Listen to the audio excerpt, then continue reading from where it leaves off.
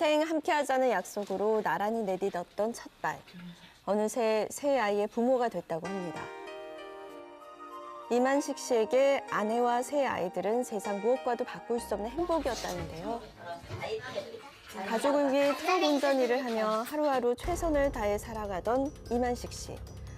그러던 어느 날 작업 도중 화물차에서 떨어지면서 목뼈가 부러지는 사고를 당하게 됩니다. 곧바로 응급실로 이송됐고 이틀 뒤 수술을 받을 수 있었습니다. 수술은 뭐 난이도가 높지는 않다고 하더라고요. 수술 잘 됐으니까 빨리 회복해서 집에 가자 이제 그런 얘기도 나누고. 그런데 수술 후 호흡곤란을 호소한 만식 씨. 가래를 막 킥킥거리면서 뱉으려고 했는데 가래는 정작 안 나오고 숨쉬기도 힘들다고 얘기를 하더라고요. 간호사한테 얘기를 하니까 지금 수술하고 나와서 그런 거다. 조금 지나고 나면 괜찮아진다고 그렇게. 하지만 시간이 흘러도 상태는 호전되지 않았습니다. 결국 심정지가 오고 말았는데요. 현재는 뇌사 상태에 빠져 중환자실 치료를 받고 있는 상황. 든든한 아빠가 집을 비운 지도 벌써 한 달이 훌쩍 지났습니다. 중환자실에 갔다 오면은 마음도 안 좋고 제가 보고 오면은 막 마음도 심란하고 눈물도 나고 그러거든요. 그것도 아프고 애들 보면은 애들이 제일 불쌍하고 지금. 아빠는 언제쯤 집으로 돌아올 수 있을까요? 아빠가 아프니까 지금 보고 싶어요. 네, 아빠를 기다리는 아이들의 모습을 보니까 더 가슴이 아픕니다. 선생님, 사고 직후에 이 환자의 상태는 어땠나요? 화물차에서 떨어지면서 수상한 목 부분에 통증을 주소로 응급실로 내원하였습니다. 내원 시 CT 검사에서 보시면은 목뼈, 경추 1번, 2번, 3번, 4번 으깨진 것이 지금 관찰되고 있는데 두 개로 나뉘어 있는 것이 골절이 있기 때문에 지금 나뉘어 보이는 것입니다. 목뼈가 부러졌다고 하면 네. 엄청나게 이제 심각한 부상으로 보이는데요. 네, 어떤 심한 수술을 외상입니다. 받게 된 건가요? 수술은 앞쪽이 불안정했던 경추체, 목뼈를 제거하고 거기에 인공뼈를 삽입한 이후에 전방 기기를 고정한 상태입니다. 지금 수술 자체로는 지금 큰 문제가 지금 없어 보이는데 네. 수술 후에 호흡곤란으로 인해서 어쨌든 지금 심정지가 일어나서 지금은 중환자실에 뇌사 상태로 있는 상태라고 알고 있습니다. 수술이 잘 이루어졌는데 심정지가 왜 일어나요? 사실 수술 자체는 지금 고정은 잘 돼 있는 상태는 맞는데 네. 다음 사진 한번 보시면서 자세하게 한번 다시 설명드리도록 하겠습니다. 네. 이거는 다른 대조군 정상 환자에 있어서의 사진입니다. 기도가 그러니까 이 그렇죠. 부분이- 요게 기도, 네. 요 거리가 기도까지 거리인데 네. 그래서 환자는 이거 어땠나요? 환자의 지금 상태를 보시면은 근데 아까 여기에 있었던 기도가 지금은 여기에 가 있습니다. 그러면은 단순한 거리상으로 비교해 봤을 때 이게 다 지금 부은 건데 아하. 속에서 그냥 목을 어떻게 보면 지금 조르고 있는 상태라고 볼 수 있겠습니다. 네. 이 호흡곤란을 막을 수 있는 방법은 없었을까요?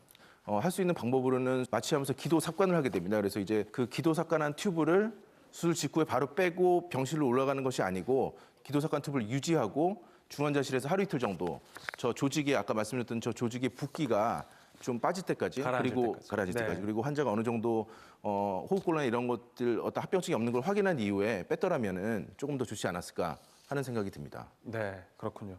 가족은 이 환자의 심정지를 막을 시간이 충분했음에도 불구하고 제대로 조치를 취하지 않아서 환자가 지금의 상태에 이르렀다고 주장을 하고 있습니다. 수술 후 마취에서 깬 환자는 계속해서 숨쉬기가 힘들다고 호소했다고 합니다. 환자분 때문에 주변 환자분들이 잘 쉬지를 못한다. 그리고 민원이 들어와서 밖으로 좀 나가야 된다고 얘기를 했대요. 우리가 흔히 하는 병실 앞에 딱 나가면 간호사실 있죠. 거기 사이 복도에 그냥 방치가 됐던 거죠. 의료진은 아프다고 소리치는 환자를 비협조적이라고 판단했고 병실에서 병실 밖 복도로 이동시켰습니다. 환자분 유별을 하세요. 정말 우리는 이때까지 수술했던 환자 중에 이랬던 환자 없었다고. 너무 유별나다. 그리고 이 정도 통증도 못 참냐. 진정제를 투여받고 깊은 잠에 빠진 환자. 그로부터 약 5시간 후 심정지를 일으켰고 저산소성 뇌 손상으로 현재 뇌사 상태에 빠지고 만 건데요. 계속 목이 이제 부어서 숨쉬기도 힘들고 가래가 너무 많이 끼어 있다고 했는데 간호사들이나 아니면 선생님들이 오셔서 모관을 한 번만이라도 들여다봐 주셨으면은 과연 이렇게 심정지가 왔을지. 이에 병원은 방송사의 요청에 어떠한 답변도 줄 수가 없다는 입장을 밝혔습니다. 첫째 아이가 이제 겨우 초등학생, 아내는 앞으로가 걱정입니다. 엄마가 그랬는데 호흡기 여기에서 가래 빼주려고 하는데 눈물 흘렸대요. 아이들의 기도처럼 아빠는 돌아올 수 있을까요? 가족은 병원이 환자를 방치하면서 사태를 악화시킨 것이라고 주장을 하고 있습니다. 자, 변호사님, 가족이 이렇게 주장하는 이유가 뭐죠? 네, 당시 기록된 간호 기록지를 한번 보시면요. 자, 2시 30분에 환자는 답답하다면서 산소 마스크를 벗고 움직였습니다. 그랬더니 환자가 비협조적이다라고 하면서 환자의 침대를 복도에다 데리고 나서 관찰했다라는 것입니다. 4시 20분에 안절부절 못하고 가깝이서 앉겠다고 소리치자 강력한 진정제인 할로페이돌과 아티반을 놨는데요. 정상인도 하루 정도 재울 수 있는 강력한 진정제입니다. 숨을 못 쉬어서 살려달라고 호소를 하고 있는데 오히려 비협조적이라고 판단해서 할로페이돌과 아티반을 놨다. 저로서는 이해하기 어려운 그런 처치였다고 생각을 합니다. 호흡곤란을 이 환자가 계속 호소를 하니까 네. 이 아티반을 주사했다고 하는데 어떤 네. 약인가요? 심정지 이전에 튀어던 약은 이제 2가지 종류의 약제가 있습니다. 하나는 이제 할로페리돌이라는 약은 향전 정신성 약물이라서 수술 후에 과잉 행동을 보이는 경우에 좀 줄 수 있는 약으로 지금 되어 있고, 아티반이라는 약은 안정제입니다. 그래서 네. 어떤 기계적으로 지금 목이 눌려서 숨을 못 쉬고 있는 상황에 네. 어쩔 수 없이 자게 되는 약이 투여되니까 목이 졸림에도 불구하고 자게 되는 것이죠. 아까 부었던 조직은 분명히 더 붓고 출혈은 분명히 더 있을 것이고, 아하. 그런데 환자는 자고 있었으므로 표현을 못 할 거 아니에요. 약이 들어서 지금 자고 있기 때문에 깨니까 숨은 더 차고. 아하. 그렇다면 이 사건이 소송으로 이어지게 된다면 어떤 부분이 쟁점이 될까요?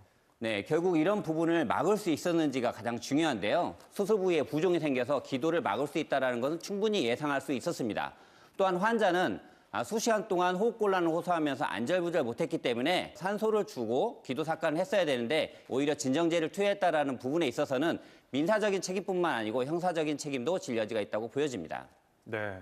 아프다고 소리를 치는 환자의 목소리에 의료진이 한 번이라도 더 귀를 기울였다면 오늘도 아빠는 새 아이들을 생각하면서 발걸음을 가볍게 일터로 향하지 않았을까 하는 생각이 듭니다. 아쉬움이 많이 남습니다. 오늘 의료 분쟁 차트는 여기서 마무리하겠습니다. 두 분 말씀 고맙습니다.